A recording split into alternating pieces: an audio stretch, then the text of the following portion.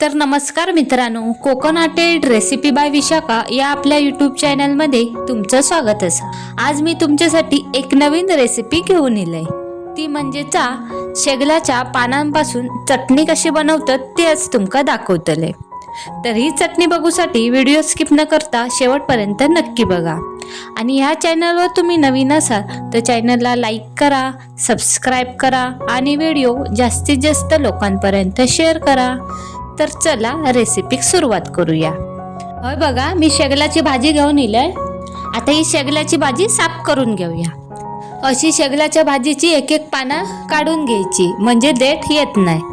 तर अशी मी सगळी शेगलाची भाजी साफ करून घेते। होय बघा, सगळी शेगलाची भाजी मी साफ करून घेतलंय। आता होय बघा, मी चुलीवर एक कढई ठेवलंय, त्याच्यात मी 2 चमचे तेल ओतून घेतोय। लक्षात ठेवा, ही चटणी बनवताना गॅस बारीक करायची आणि ही बनवून घ्यायची।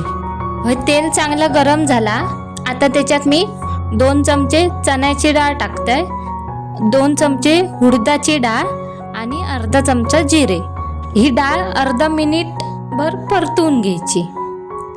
आता त्याच्यात मी टाकते अर्धा कप शेंगदाणे, 10 ते 12 लसणाचे पाकळे आणि अर्धा कप कढीपत्ता। ते कढीपत्ता चांगले मिक्स करून घेऊया।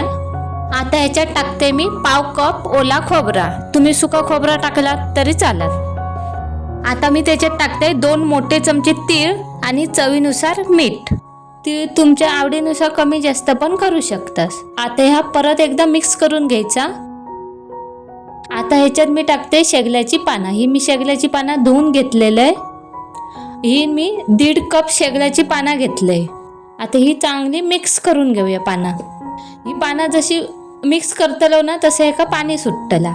मी 2 मिनिटं फक्त ही पानं मिक्स करून घेतलंय। त्याच्यानंतर कढई खाली उतरवायची आणि मग त्याच्यात 2 मोठे चमचे मसालो टाकायचो। मसालो पण तुम्ही तुमच्या आवडीनुसार कमी जास्त पण करू शकता। आता हे मसालो चांगले मिक्स करून घ्यायचो। मी एका ताटलीत काढून हे थंड करत ठेवते। आता ह्याच्यात मी वरून परत 4 ते 5 लसणाचे पाकळे टाकून घेते, म्हणजे कसं वास चांगलं येतात। आणि ही चटणी मी मिक्सरला लावून घेते। तर हे तयार असं आपली शेगलाच्या पानाची चटणी। तर ही चटणी तुमका कशी वाटली तर कमेंट करून नक्की सांगा। आणि अशी चटणी तुम्ही कधी बनवलात नसाल तर एकदा नक्की करून बघा, खाऊ पण खूपच सुंदर लागते। आणि ही चटणी कशी झाली तर कमेंट करून नक्की सांगा। आणि हा व्हिडिओ तुमका आवडला असेल तर व्हिडिओक लाईक करा, शेअर करा, कमेंट करा आणि कोकोनटेड रेसिपी बाय विशाखा या चॅनलला सबस्क्राईब करू विसरू नका। परत भेटूया एका नवीन रेसिपीमध्ये। बाय।